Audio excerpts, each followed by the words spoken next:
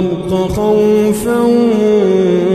وطمعا هو الذي يريكم البرق خوفا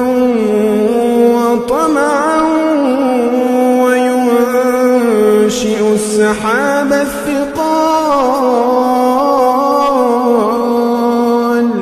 ويسبح الرعد بحمده والملائكة من خيفته